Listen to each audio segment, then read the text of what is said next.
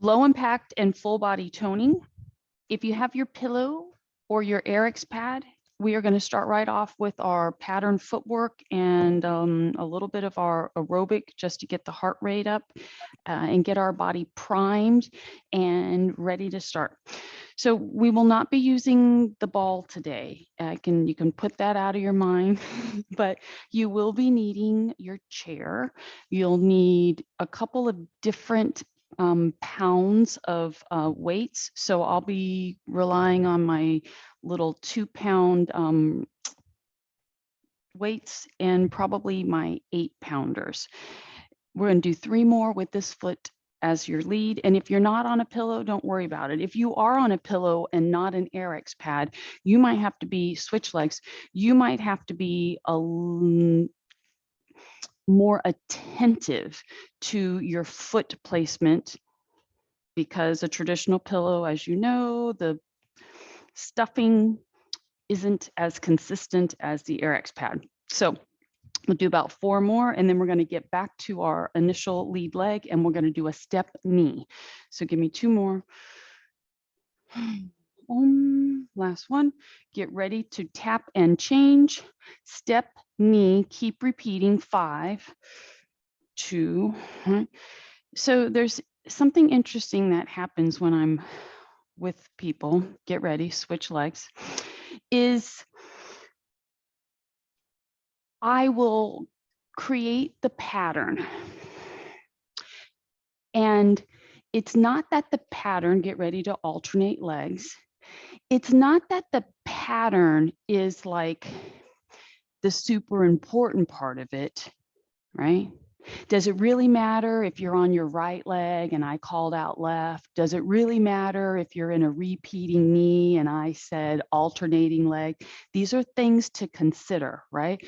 So when I meet with people and we're in our session and we're doing something like this and I demonstrate, we're going to do 5 of these, 5 of these, 5 of these, 5 of these. And then I say, okay, go. Get on your apparatus and marching feet. It's not that the pattern I've created is the important part.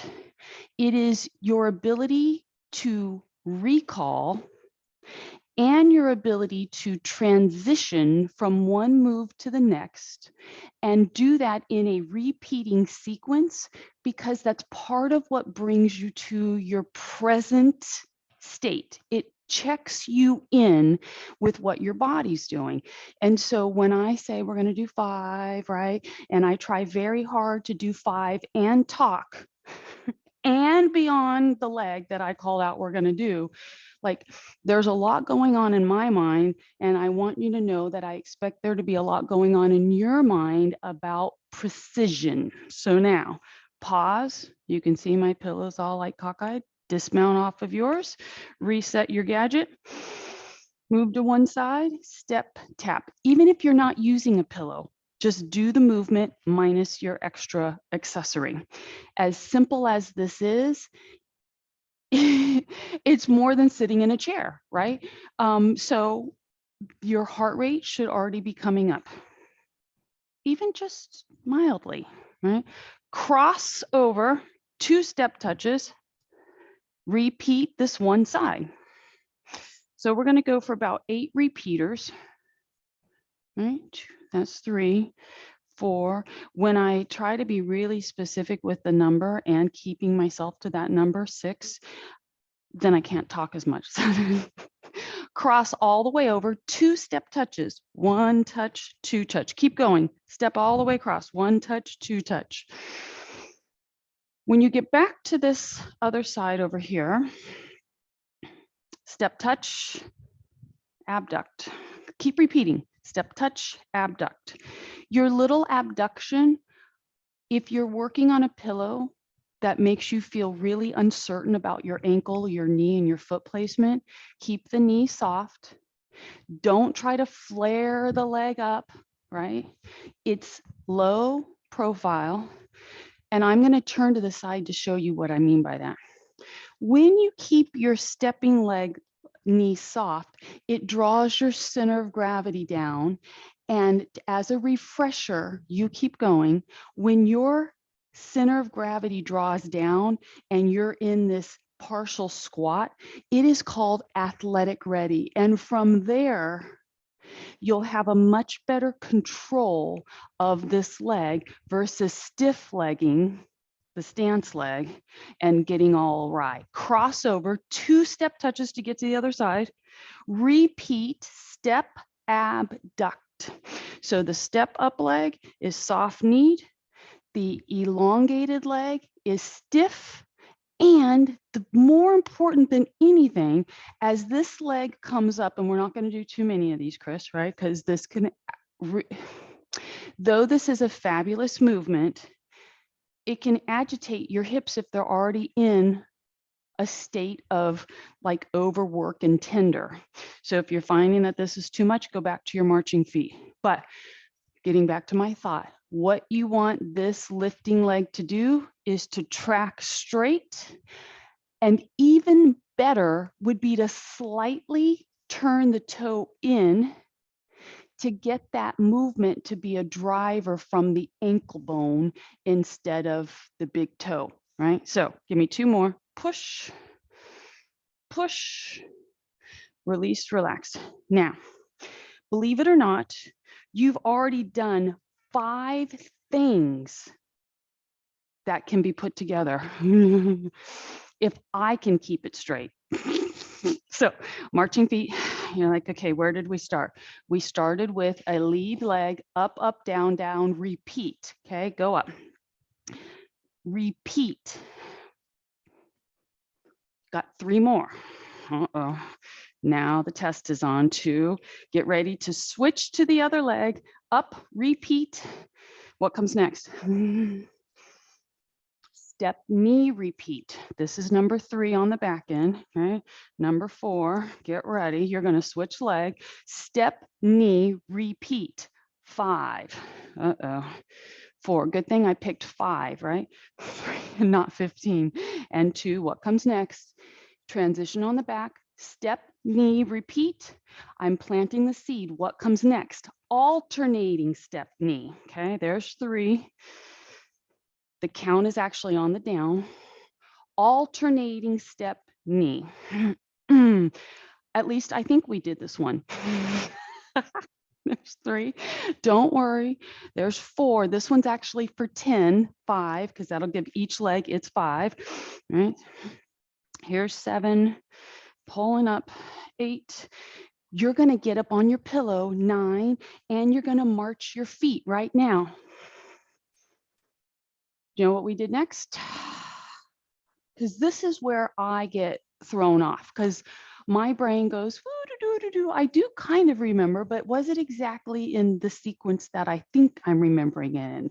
Can we do our little step touch off the side, step touch singles, right? And once we get our 5 in, you're going to double touch across. There's 3, get ready. 4, go all the way across. Repeat singles for 5. 5. If you want to, if your body just goes right into abduction, you're just ahead of the game, right? 3, 4, get ready. You're going to cross over and do your step abduction. Repeat 5, pull.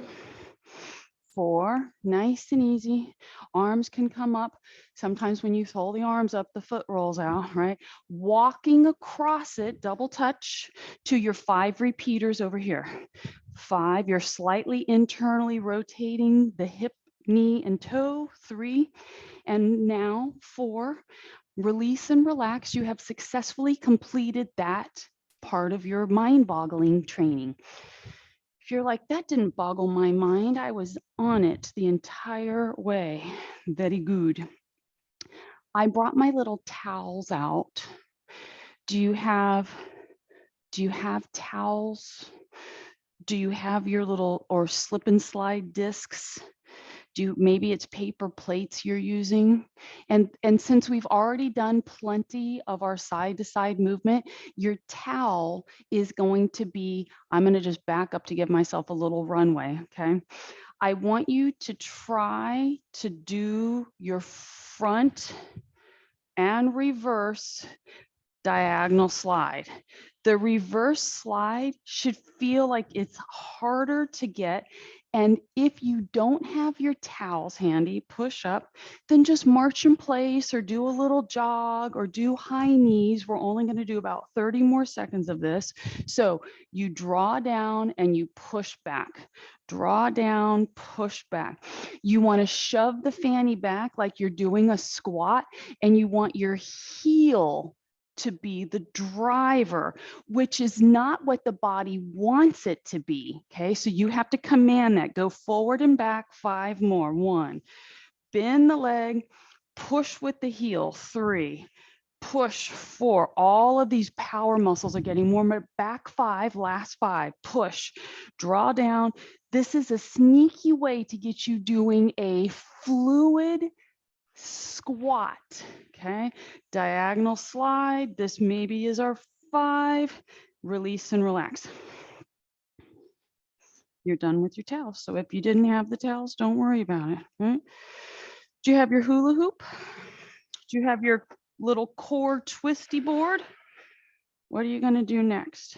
So remember, I wanted to take the class into segments today, and I'm just going to flip this right side up. So our first segment block is our aerobic work. And I don't want you to feel like you're working really hard. I just want you to feel like that you can actually feel your respiratory rate coming up a little bit. For me, I already have a light little sweat. My body temperature has come up. So if you're not on your core board, but you have your hula hoop, then go for it. What if you don't have a core board or a hula hoop? Not to fear. Grab your big ball if it's handy and go into these rotations like this, okay? And if you have your big ball handy and you can arc the ball up and around, then that becomes an option for you to get you in swivel mode, right? So if you are on your core board or you're back on your towels, go from bent legs, do like 5 bent and try to get after it. And then straighten the legs, pull the tailbone under, draw the shoulders down. Imagine that you're holding on to a bar in front of you, right? And you get to help yourself around. But you're not holding palms up or palms in, palms down, shoulders down, elbows down, bend the legs. Which way is your body going more of? Are you twisting around in a circle? Because that means half of you isn't working to the same degree that the other half is. Stand tall, 5, 4, 3, 2, bend the legs, last 5, 4, 3, 2, and cut. You're done with that. It is time to prance around on your tiptoes. How is it that this could be, in my mind, considered like part of our aerobic conditioning? Because it takes a lot of work to stay high on the tiptoes, right? Pull the hips through, squeeze the buns. I want you to imagine that your toes are connecting with the floor as they are, but it's more like as you pull the toes up, right? You can be considering like someone's pulling on your little puppet strings, pulling your knees up. But I like to think that when the foot starts its lift off the floor, that it's kind of got this tacky goo that you're pulling your foot out of, because it will make you bring your knee higher. So 10, 9, 8, working our feet. 6, 5, 4, 3, 2, heel, load. Body line's good, squeeze the buns, move around your space. You're free to roam. And I will say this. It has come to my attention as I'm giving this one-on-one with people that they're trying to do their heel walk as if you're in stride walking. You're not. See how tiny my little heel step goes forward of the other heel? It's like 3 inches because you're still trying to pull the knee up. This gives you great hamstring work without you even realizing that you're doing hamstring work, belly to spine, chest up, hips are leading. You should almost feel like you're pulling back, except I'm exaggerating, and release. Okay. If we all had a wall that we could pull ourselves back to, that's the first aspect of thinking about your core stabilization. Now, believe it or not, you're done with your aerobic work just like that. So we knocked out, I think, 15 minutes. I'm looking at the clock. Yeah, we just did 15 minutes of aerobics and it should have felt like it blew by. Okay, so let's get back into framework. The second aspect of what I wanted to do is core stabilization. Some of it's going to be standing, some of it's going to be on the floor. So I want you to put yourself, I want you to imagine that you're the gingerbread doll. I don't know why gingerbread doll always comes to my mind, but that's what I think about when I do this move. So the back of your head touches your imaginary wall. One arm goes high, one goes low, but both backs of hands touch your imaginary wall. And now you're going to lean on the high arm side leg because that frees up the other leg. Squeeze the buns. Don't worry about if you can't get your leg high, you're going to start pulling your knee up. Pull it up, pull it up, pull it up, pull it up, pull it up. Bring the high hand down to touch the leg without rounding the spine. And right at that point of connection, pelvic tilt. Oh, you should feel your belly button tilt into the body, and that's where the work happens. Stretch it apart, load, shift. We don't normally shift. Normally we stay and do repeat movement. Pelvic tilt, squeeze the bun on your stance leg. Start feeling your body offload the weight. The hand and the knee pull towards each other. Connect if you can. And right at that moment, pelvic tilt. It is going to shift your hip into its correct alignment so that you're getting glute activation and core stabilization. Shift. Now, what if you're like, oh, man, I really wish I had that wall because I need it for balance. Go put yourself next to something, right, where your low hand can help you stabilize. Pelvic tilt, palms are facing forward, shoulders are pulled back. Squeeze, zip and tuck, load that stance leg, start pulling the knee. The arm stays in long extended reach, hand and knee, hand and thigh, some connection there. Pull in, exhale right there. Release, shift. This is only number 4. Zip and tuck. Start offloading that leg, pulling, pulling, pulling, pulling. Shoulders are down. Your body is working hard, your ankle, your foot, your arch, right? Your quad, your glute, shoulder blades, the cervical spine. Zip, release, and relax. Shake it out.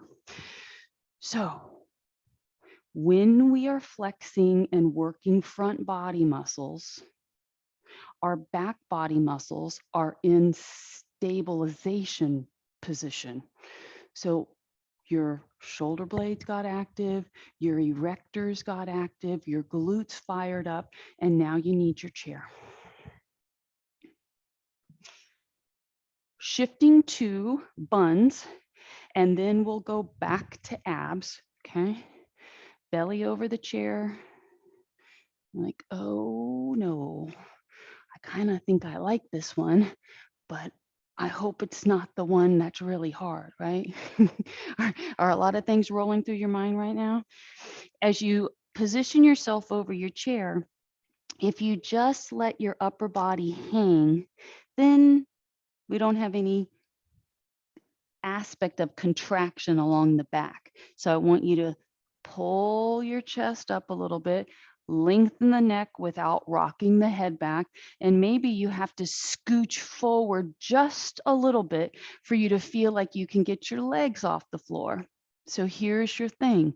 If you can't get your legs to actually drive to nice long length, then that means you're too bottom heavy. Okay. So you just make it easier by putting yourself further on your chair.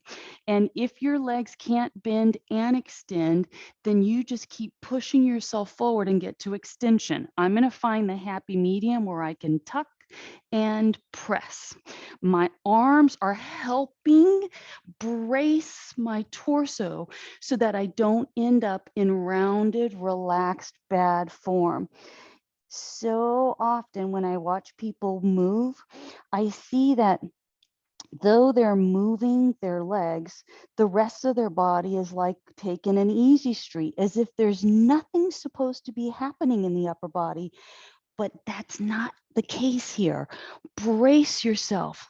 Imagine that someone's pulling and keeping your neck long and in the right spot. Tuck. When the legs go out to extension, it is not to up sweep. It is to lengthen, like you're driving your feet across the room. Okay, inhale down, shoulders out of the ears, push, push, push, squeeze the buns. Inhale down. This is your last one. Now, that sensation that you get, release and relax across the lumbar from doing something like this can make you I don't want to say like scared that you did something wrong. I'm trying to identify that it is blood flow that's made that area feel thick and have like a sensation to it. And then you almost have to like be gingerly as you move out of it. So just know as you transition, release and relax, right? That is not an uncommon feeling, to feel full and like fatigued back there because those muscles just did a lot. Shimmy towards the front of your seat. So this part of our class is buns, core stabilization, right? And so now the next move, you're going to round, C-curve your spine, draw the chin down. I've got my hips scooching forward so that I can recline as far as I want to go without hitting the backrest, right? So you just find the sweet spot where you can sweep that tailbone, right? And rock back. Pull up. When you pull up, if you want to come and clean up your form to S sit, then do. Go back to C curl and roll back.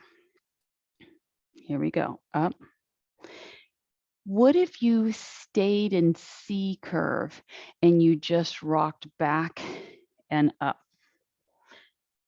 Couple of things we're going to just throw out, okay? If it's hard for you to be on the coccyx, right, and for you to rock on it and shift gears, then you're not a candidate for C to S sit. You have to find your C sit, which might even require you to put that towel in its triangular fold.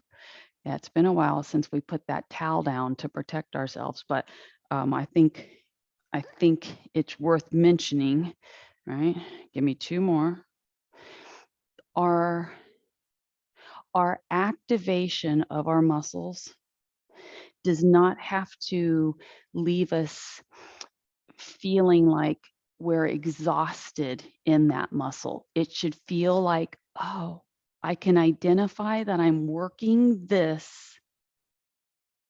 with these little 10 reps that we did. Do one more. But if you feel it across your low back, chances are is that you're not in C scoop out. Okay. Pull up. Consider that your last one. Now, back to our buns. We're going to use our chair and our mat. Okay. So think bridge, and this will then set us up for our next core stabilization move. I'm flip-flopping from front body to back body because core isn't just what happens in your front body, right? So if we had a If we actually could trace a line around us from under our chest to about mid-thigh, right? All of the space between those two parts are your core. So front body and sides make up your core, which is what I find to be really oh, a lacking piece of knowledge for people when they talk about hearing parroting the word that they need to have a stronger core, but yet they don't actually have any idea what that really means. Since we are coming down on the floor, all right, we will be getting back up. I just want you to know that, okay? We're going into bridge mode, and in bridge mode, most of us do not need an extra pillow for the head because we're going to be lifting the hips, and the lifting of the hips kind of bridges the gap between the cervical spine, right, and the floor. So you decide how close do you want to be to your chair, right? Maybe you're like, I really want to do this using the ball. You can. All I'm doing is shimmying my hips down so I get my legs nice and tight. But this tight leg position might not feel good to you. So once you do a couple, you'll be able to figure it out, okay? All right, take a moment, let the spine stretch as you're pulling your head and shoulders back down to the floor. Spend a moment adjusting your neck. Before you start lifting your hips from the floor, I want you to decrease the space between your back and the floor. So make it go away and then start peeling the hips off the mat. And maybe you only get a little lift and you go right back down. You're testing the water here. So when you come down for the first couple, allow S curve to your spine, which will mean your lumbar pulls away from the mat. And then you're going to control it and draw the lumbar down, and that will help you identify your pelvic tilt and push into the feet and start lifting the hips. And if you keep bearing down into the feet, you will find that your hips go higher and higher. When you come down, don't drop the butt out of the move. You lower your body by connecting vertebrae by vertebrae by vertebrae by vertebrae, and then you're at the lumbar. Let the hips rest. Create your S curve where the spine lifts away from the mat. Reset to C curve. Pull the navel in. And now we're going to go, where are our eyes focused? Because if your head is tipped back and you're looking behind you, you need to lower the hips a little bit. Reset your head so that you're staring in front of you, like you should have eyes on your thighs. If not your thighs, then where the wall and the ceiling meet each other. Up you go. Squeeze the buns now. Pull the belly in tighter. And here's our resting spot. You're just hanging out. I want you to take your legs and I want you to open and close through the knees. Now, you're not going to spread the knees wide. They go a little bit wider than hip width, and then they come back to touch, squeeze. And if your eyes are focused on your legs, you're going to make sure that both legs are actually moving. And I say that for a reason, because I have been with people who do not even realize that they only have one leg doing the motion. So I want you to identify that both legs are in an equal participation position here. 5 and 4, 3, 2. Keep the knees together. Keep the belly pulled in. Curl the spine so you're bringing the vertebrae down one by one by one. Do not relax. Don't go into S curve. Stay in C curve. Drive the hips up again. And now you should feel full on hamstring and buns firing up. Pelvic tilt deeper and push higher. Your eyes are focused on you. Your knees are mashing together as tight as you can get them. Stay in pelvic tilt, lower the back down, down you go, down you go, down you go, down you go, down you go, all the way to release. Put the bottoms of your feet together. Say, uh-oh. This resembles a stretch that we've been doing, and we're going to do one, okay? It's going to stretch the front aspect of that inner thigh, but it's going to be really good bun and hamstring work. So with the feet close together and the knees flared, the side edges of your feet should be resting on your support base. You could also bring your legs down to the floor if you wanted to get away from your chair.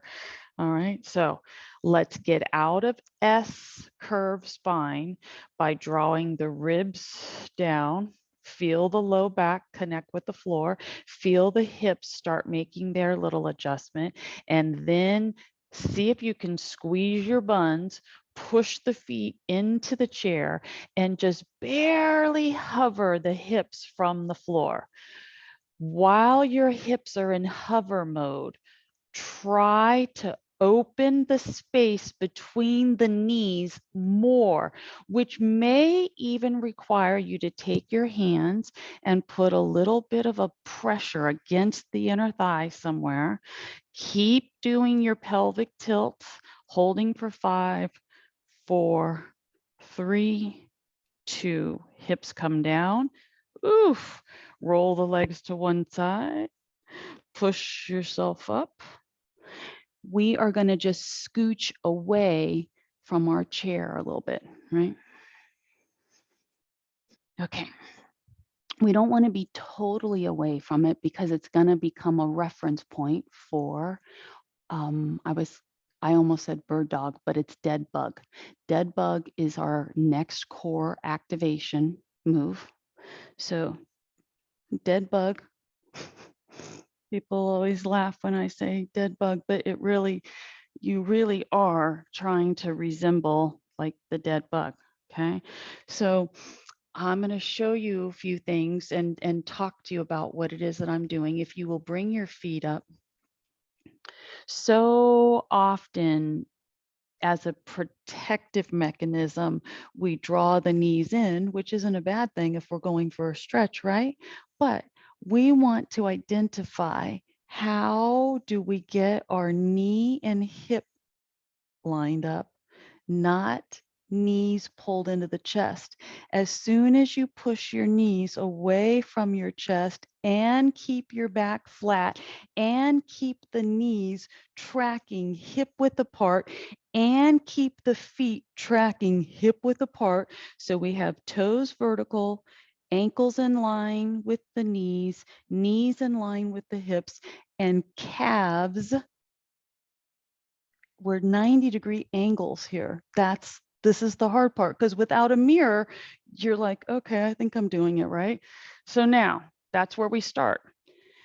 This alone should feel like you're engaging some muscles through the front body just to keep your legs set like this. Try not to arch the back. So let's take a moment, pull the belly in without sliding the knees forward. All right. One hand is going to go behind the head. Reach the other arm up. So the opposite leg to your high reaching arm is going to be the leg that extends out, and you're going to try to connect it with your chair. Now, you're not resting that leg on the chair. It's touching the chair, but you're trying to, how do I say this? You're trying to push down into the chair, okay, so that that hamstring is getting active. And now take your high hand, put it against the thigh of that leg that's closer to you. Pull the knee in, push with the arm. So a few things are happening here. Push your straight leg down towards your chair. Pull your bent leg into your arm, but your arm isn't going to let the knee come forward. That's called bracing. Holding for 5, 4, 3, 2, stop pushing with your hand against the leg. Put it up to the ceiling. Take the leg that's on your chair. Just hover that leg off the chair. Oh, hopefully you just felt your muscles kind of quiver. Pull that straight leg in. Relax your parts for a moment. Whew. There's so much that just happened with that movement that it's hard to grasp all of the working components if you don't have enough time spent doing this particular movement, right? So for us, there's elements of it that we've done before, but we've not linked it all together that way. So reset your body line, okay? And now you're going to be switching hands behind your head, okay? Here we go. The knees are hip width apart and vertical. Pull your spine down to the floor. Your toes are just popping up above the knee line. The other free arm is reaching for the ceiling because this is important. Take the opposite leg to your high reaching arm, stretch it towards your chair. Let it find the chair. Start pushing down into the chair as if you were trying to do a bridge, except your hips don't get to leave the floor. So that leg is extended, it's active in the derriere and the hamstring, okay? All right, so here we go. This high hand and the high leg are gonna have a little fight with one another. I want you to push on the leg, and I want you at the same time to pull the leg in so that you stabilize with the knee above the hip. And now the leg that's on the chair, push it down. The hand that's pushing against the leg, push on it. The leg pulls against the hand pushes, and the leg on the chair pushes. Everything is pushing and holding for 5, 4, 3, 2, hold. Take your hand off the knee, reach up, take the leg, and just hover above the chair. Keep your low back pressing down, belly to spine. Ooh, pull everything in, give it a hug. And now ease yourself, roll. We're going to get back up because it's now time to work our upper back. We're going to be doing a row, and we're going to use our chair as our support base. Okay, take your time, grab a little drink.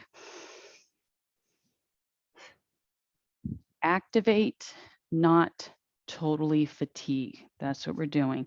We did 1 repetition of a very complex bird dog. 1 rep on each side. That's not too much. All right. Long ago, I stopped thinking that movements needed to be done, for 20 to 100 repetitions of something. And it has served me well. I'm a pretty good judge when I'm working with somebody, right? Like I might say initially, you're going to do 10 of something. And then as I'm watching the movement happen, I can tell as the repetitions go on, I can see where the form starts getting sloppy. And the form gets sloppy because fatigue starts setting in. So we can't always just have a number that we're shooting for. We have to think about each repetition as being the only repetition of something that you're going to do so that it's your best effort. Now, personally, I like to have my knee and my hand on my support base.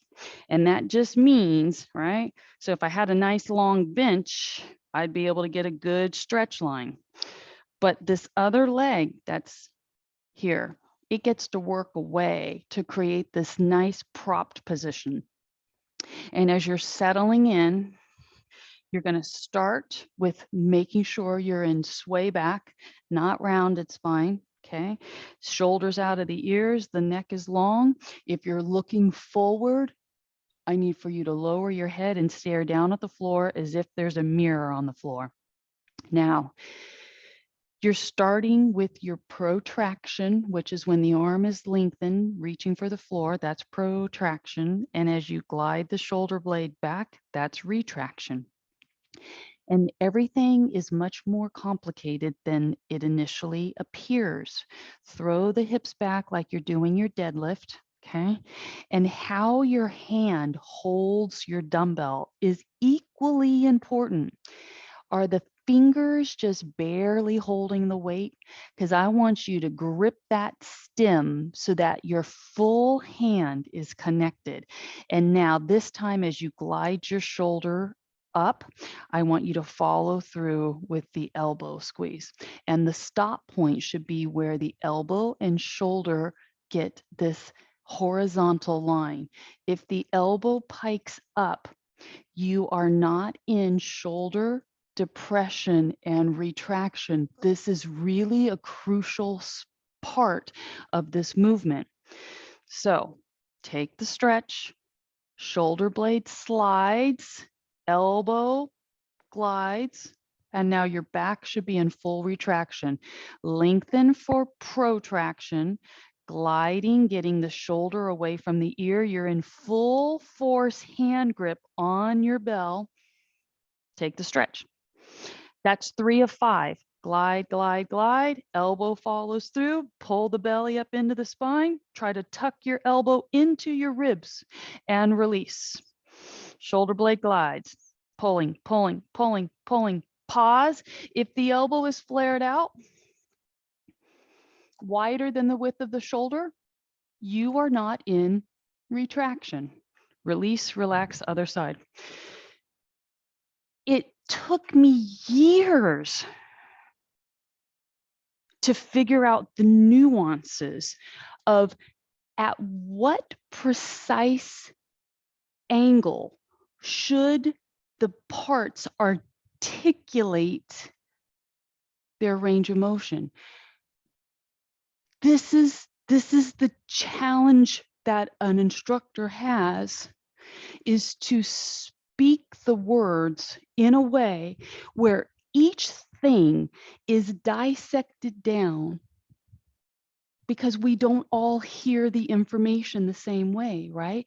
If you lack the ability, as you're setting up, I can talk because you know that you're going to get into your protraction and retraction. But if you can't initiate the setup in tabletop spine with S curve, right? And the stance leg wider so that you've got a good base, if you can't even start there with good form, then as I'm saying, protract, retract, you're not even able to get that right. So this is why the ability to articulate your parts precisely where you know and you hear confirmation of where they're supposed to be is important. You're in S curve, not C curve. Your hand is gripping the stem of your weight firmly. When the arm lengthens, the shoulders don't go down and dip with the hand as it goes down. The arm lengthens and then the shoulder blade draws back. When the shoulder blade draws back, you should also feel that the shoulder pulls away from your ear. When you're ready, because you're only going to do 5 of the full row, shoulder blade pulls away from the jawline, the elbow pulls in towards the rib, and the arm stops when the elbow and shoulder are on the same plane. Take and lengthen without dipping the body. Glide the shoulder blade, belly to spine, elbow pulls in, pause, and release. Now, the very interesting thing here is that the arm that is supporting you, bracing you, should also be straight. It is in protracted position. Wow. Stretch the arm, Glide the shoulder blade, pull the elbow. If the inside of your elbow does not easily draw in to meet your body, you're not retracted. Slide it. Don't let the other arm bend. Glide shoulder blade. This has got to be 5. Pull and squeeze and release. Pull yourself up. The beauty of this single arm row, in braced position, you are working. So though your actual movement was row, just you holding your position fired up triceps, it fired up your erectors and the muscles across your low back. So it is by far a keeper. It is in most, with clients, I spend a lot of time on machines doing rows, lat pull down, seated rows, low rows, cable crossovers, move your chair, you're done with it. And sometimes, as much as I want a client to be able to take my words and put their body in the right position, there are times where I have to omit. We're coming back to the floor, getting back into stabilization. I have to omit certain moves from some clients' workouts because they lack the ability to really control their body. So we go by the path of least resistance, which sounds awful, that why wouldn't I just kind of keep trying to beat and enforce the correct form? I try to take a different approach to it. And every now and again, like I'll try to set the position and then realize that they're still not getting it, but without making somebody feel bad for not being able to get something right. Like it's this stuff is challenging. Come down. Roll the hips up. Oh, Nelly. You're trying to bridge the hips high enough so that you can get that foam to support you around your SI joints. SI joints, SI joints. There are terms that you all are used to hearing that the common person, right, has no idea. What are my SI joints? Your sacroiliac, okay? 2 little bony structures on the back side of the hip line. If your foam is at your waistline, it's too high. So you remember the dead bug version that we did a moment ago with our leg resting on our chair and us creating this brace? We're going to get into another version of dead bug.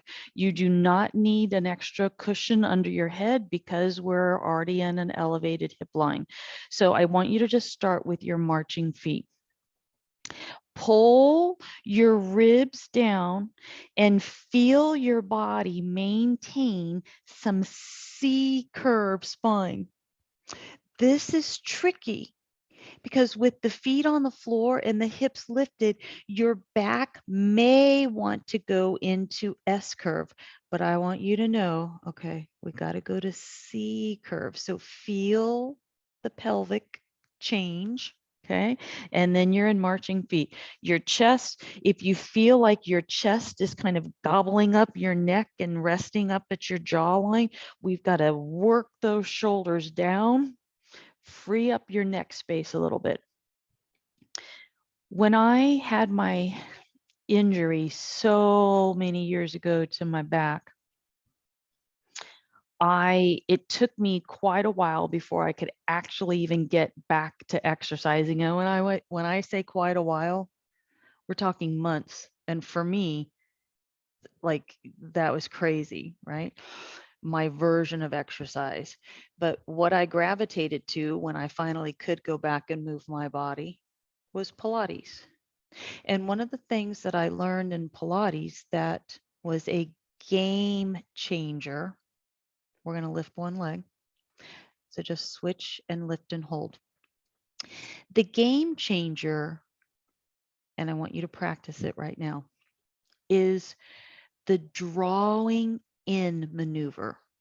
So if you think about the part of your belly, from your belly button essentially to the pubic bone that we call our abdomen. Okay. You're going to try to take your belly button and internally, like vice grip those muscles. They have been, sometimes people associate lower abdominal contraction with the action of what like a Kegel is, but they're not the same. Okay. So this doesn't have anything to do with the pelvic floor muscles. It has to do with the muscles a little bit higher. Switch legs for me. And you might be going, she's just talking a lot. I don't like understand all the words exactly, but I'm going to go through it again. So if you were just resting on the foam with your hips on the foam and your back on the floor, your body would be in a certain state of non-activation, but just braced.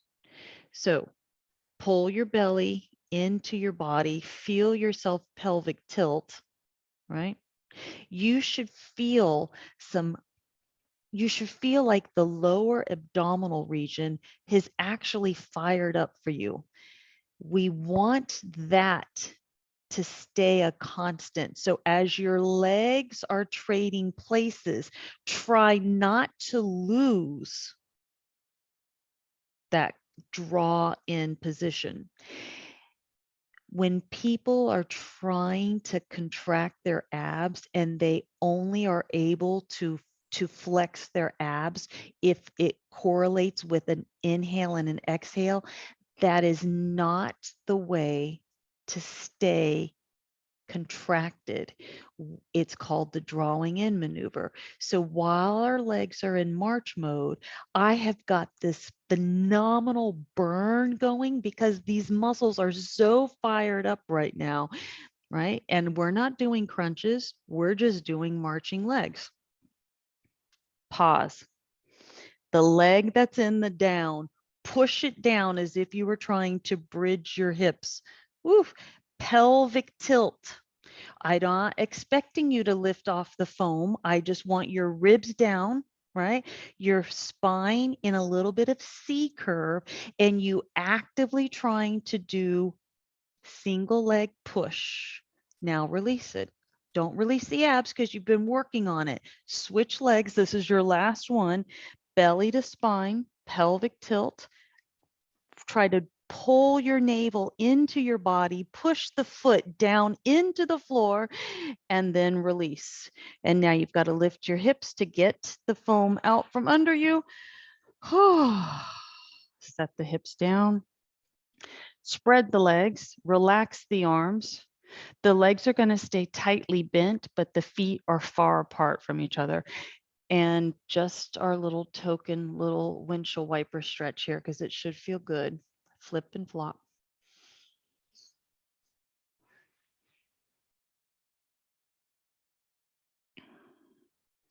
So the Pilates that taught me how to really mind mentally, the mind to muscle connection was what I learned the most from Pilates, because it wasn't about all of the extra different ways to move the body. It was the association of my mind power to whatever muscle I'm trying to activate is where I take myself.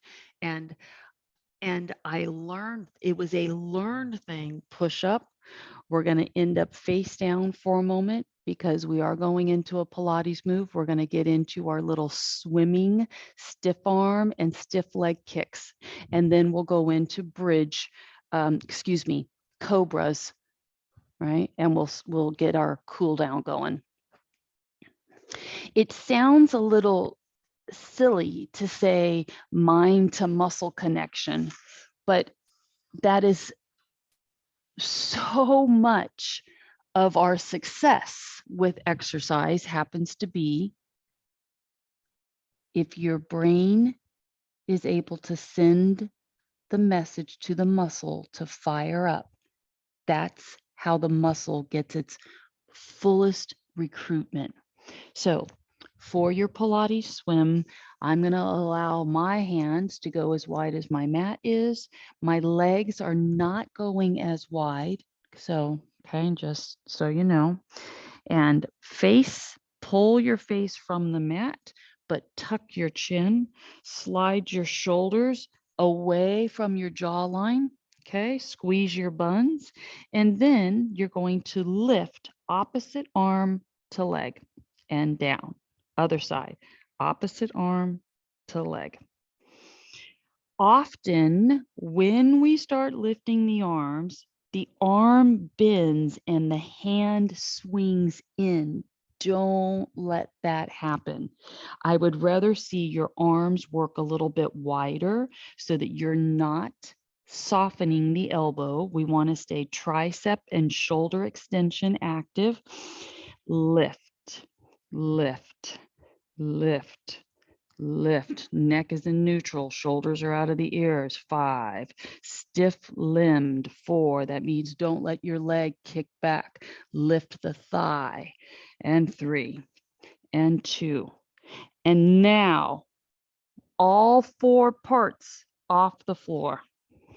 Reach the fingertips, glide the shoulders away from the ears, point the toes and start flutter kicking the legs. 10, 9, 8, 7, 6, 5, 4, 3, 2, release.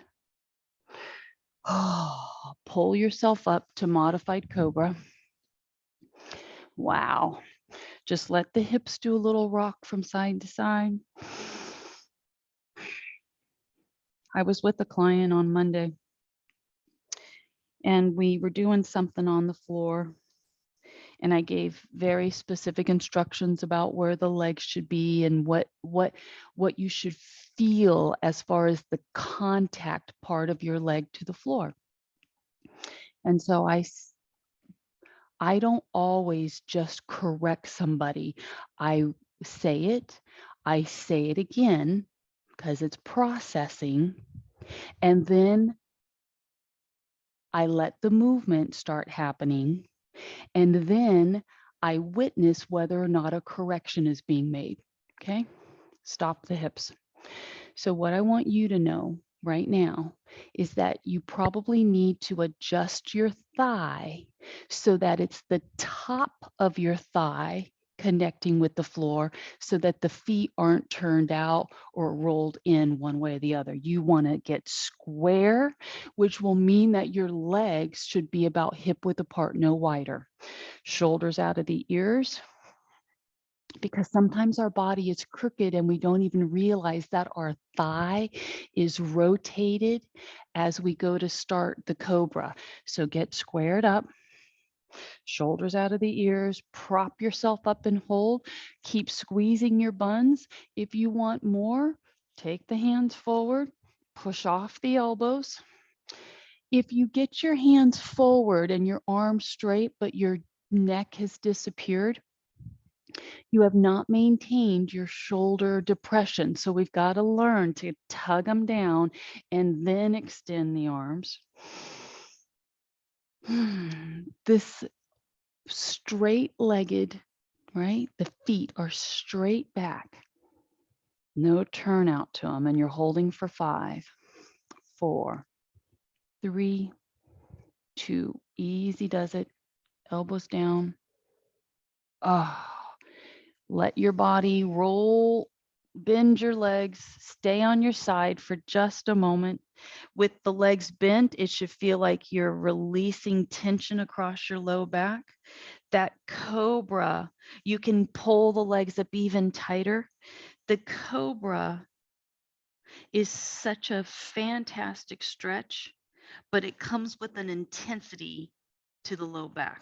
So this should just feel like you're offloading and your body's getting back to this comfortable position and you are done, right?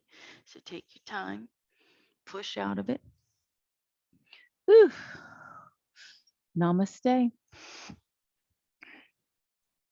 You're free to roam, and I wish you a happy, happy rest of your day.